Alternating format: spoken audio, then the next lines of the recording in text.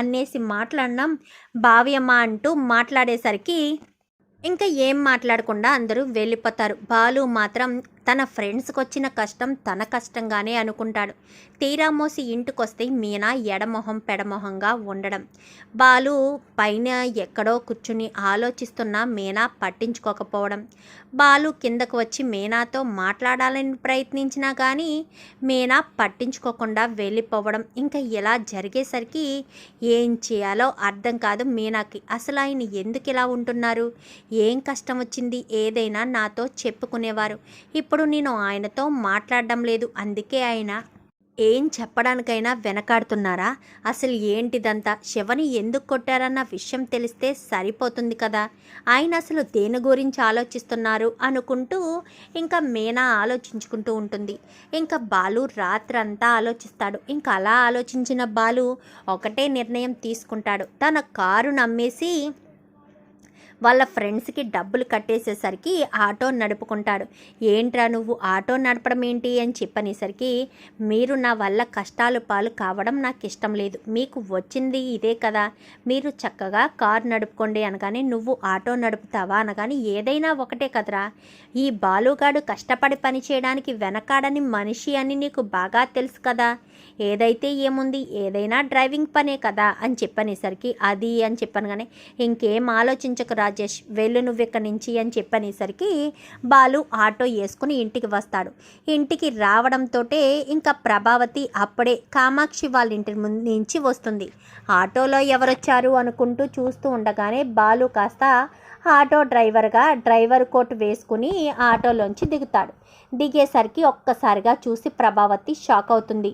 ఏంటి వీడు, కారులో వచ్చేవాడు డ్రైవర్గా ఆటోకి వచ్చాడు, పైగా డ్రైవరు కోట్ వేసుకున్నాడు, ఏంటిదంతా అనుకుంటూనే ప్రభావతి లోపలికి వెళ్ళి ఏమండి ఒక్కసారి ఇలా రండి అంటూ ఇంకా బాలు సత్యాన్ని తీసుకుని బయటకు వచ్చి ఆటోని చూపిస్తుంది. చూపించేసరికి ఏంట్రా బాలు, కారేది, ఆటో తీసుకొచ్చావేంటి, పైగా ఆటో డ్రైవర్లా కోటేంట్రా, కారు ఏం చేసావు అనగానే కారు అమ్మేశాను అని చెప్పనేసరికి ఒక్కసారిగా ప్రభావతి షాక్ అయిపోతుంది. ఏంట్రా ఏం వాగుతున్నావు, కారు అమ్మేయడం ఏంటి అని చెప్పాను. కానీ నువ్వు ఉండు ప్రభా, ఏమైంది బాలు, కారు ఎందుకు అమ్మేశావు, ఈ ఆటో ఎందుకు తీసుకున్నావు అనగానే నాకు ఫ్రెండ్స్కి కొంచెం ప్రాబ్లం వచ్చింది, అందుకనే వాళ్ళు అప్పులు తీర్చడం కోసమే నేను అమ్మేసి ఆటో తీసుకున్నాను అని చెప్పనేసరికి నీ ఫ్రెండ్స్కి ప్రాబ్లం వస్తే నువ్వు అమ్మేయడం ఏంటి అనగానే వాళ్ళకి ఆ ప్రాబ్లం వచ్చిందే నా వల్ల, అందుకోసమని అమ్మేశాను అంటూ చెప్పేసరికి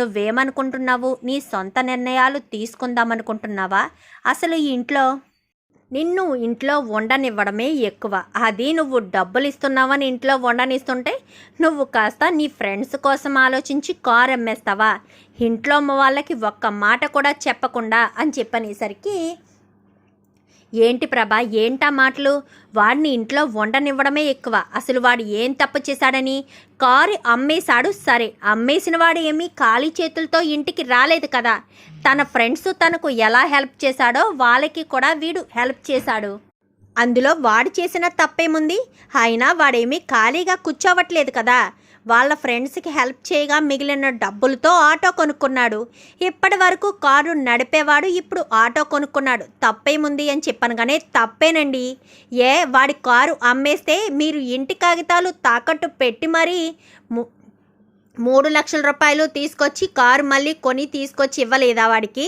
అలాంటి తప్పుడు ఆ కారు మనం కొనిచ్చినట్టే కదా అని చెప్పాను. కానీ ఏం మాట్లాడుతున్నావు ప్రభా, వాడు అసలు కారు అమ్మేసిందే నా వల్ల, 3 కొడుకులున్నా ఏ కొడుకు స్పందించకపోతే వాడు మాత్రమే, వాడు బ్రతుకు తెరువును అమ్మేసి మరీ నాకు ఆపరేషన్ చేయించాడు, నేను ఈరోజు నీ కళ్ళ ముందు ఎలా ఉన్నానంటే వాడి కారుని అమ్మేయడం వల్లే నేను ఎలా ఉన్నాను, అది నువ్వు అర్థం చేసుకో అనగానే దీని మొగుడిని ఇంట్లోంచి బయటికి గెంటేమని ఎన్నోసార్లు చెప్పాను, మీరు అసలు వినిపించుకోలేదు అనగాని ఏం మాట్లాడుతున్నారు అత్తయ్య, నేను నా భర్త ఇంట్లోంచి ఎందుకు వెళ్ళిపోవాలి, మాకు ఇంట్లో హక్కు అధికారం లేదా, మేము ఇంట్లో ఉన్న వాళ్ళమే, నా భర్త కూడా మీ ఇంటి వారసుడే, ఈ ఇంట్లో ముగ్గురితో పాటు వాళ్ళిద్దరితో పాటు నా భర్తకు కూడా హక్కు అధికారం ఉంది, మేం మాత్రమే ఎందుకు వెళ్ళిపోవాలి, మీరు మమ్మల్ని మాత్రమే ఎందుకు బ్లేమ్ చేస్తున్నారు అని చెప్పనేసరికి వెళ్ళిపోవాలి, మిమ్మల్ని ఇంట్లో పెట్టుకోవడం నాకు ఇష్టం లేదు.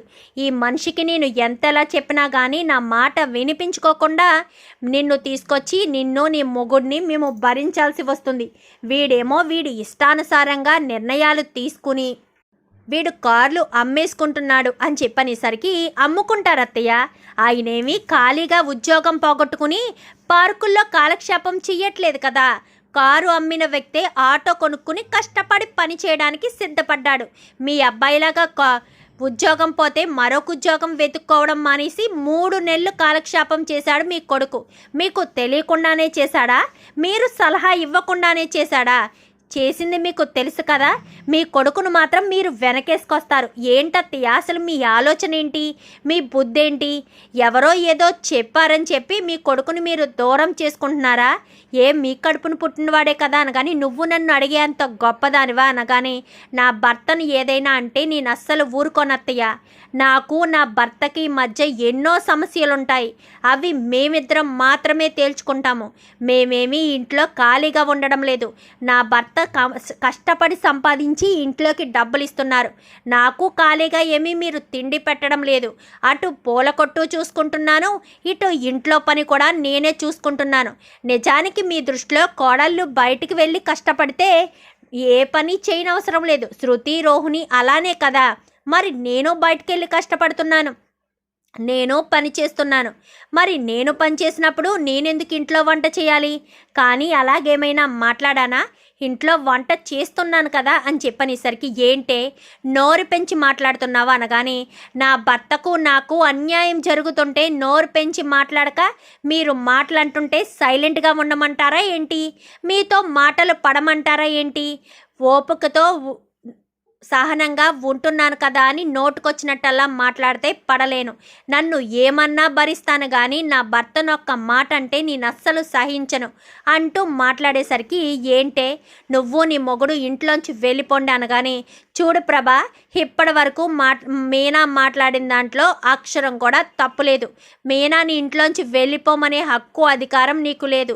ఎందుకంటే మీ నాన్న ఇచ్చింది చిన్న ఇల్లే, నేను దీన్ని పెద్ద ఇల్లుగా కట్టించాను. అలాంటి తప్పుడు నా కొడుకు ఇక్కడ ఉండే హక్కు అధికారం ఉంది.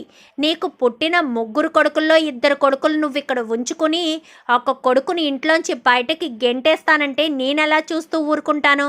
3 ఇక్కడే ఉండాల్సిందే, లేదా 3 ఇంట్లోంచి బయటికి పంపించే. ఎవరి సంసారం వాళ్ళు చూసుకుంటారు, ఎవరి కాపురం వాళ్ళు చూసుకుంటారు. పంపించే 3 వాళ్ళిద్దరిని పంపించే, నేను బాలుని ఇంట్లోంచి బయటికి పంపించేస్తాను.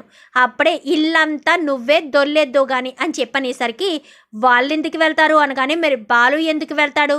నీకు నచ్చిన వాళ్ళైతే ఇంట్లో తప్పులు చేసినా పర్వాలేదు, నచ్చని వాడు ఎంత మంచి పని చేసినా ఇంట్లోంచి వెళ్ళిపోవాలా అని చెప్పాను. కానీ వాడు మంచి పనులు చేస్తున్నాడా అని చెప్పనేసరికి చెప్పాను కదా, నచ్చితే చెడ్డ పనులు చేసినా మంచి పనులుగానే కనిపిస్తాయి, నచ్చకపోతే మంచి పనులు చేసినా చెడ్డ పనులుగానే కనిపిస్తాయి అంటూ మాట్లాడేసరికి చెప్పండి అత్తయ్య, మాట్లాడండి. మావయ్య గారు అడిగిన దానికి సమాధానం చెప్పరేంటి? చెప్పండి, చెప్తేనే కదా. ఆయన ఏం తప్పు చేశారని ఇంట్లోంచి వెళ్ళిపోమంటున్నారు?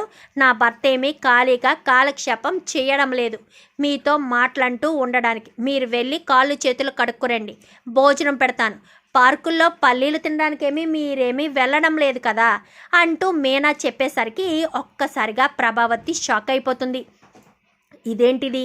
ఇది ఎప్పటి వరకు బాలుగాడితో మాట్లాడనే లేదు, ఇప్పుడేమో బాలుగాడిని సపోర్ట్ చేస్తూ మాట్లాడుతుంది.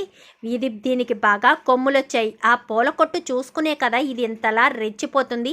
ఆ పూల కొట్టునే తీయించి పడేస్తే ఇది నన్ను ఏమీ అనలేదు, ఏమీ చెయ్యలేదు అంటూ ఇంకా ప్రభావతి కాస్త లోపలికి వెళ్ళిపోతుంది. ఇంకా సత్యమైతే బాలు మీనాల మధ్య ఎన్ని గొడవలున్నా బాలుకు మాత్రం మీనా బాగా సపోర్ట్ చేసిందని సత్యం వాళ్ళిద్దరి మధ్య ఉన్న గొడవలు మళ్ళీ సద్దుమణిగి బాలు మీనా సంతోషంగా ఉండాలని సత్యం కోరుకుంటాడు. చూద్దాం మరి రాబోయే ఎపిసోడ్స్లో ఏం జరుగుతుందో. వీడియో నచ్చితే లైక్ చేయండి, ఛానల్ని సబ్స్క్రైబ్ చేసుకోండి, పక్కనే ఉన్న బెల్ సింబల్లో ఆల్ పై క్లిక్ చేయండి. Thank you for watching.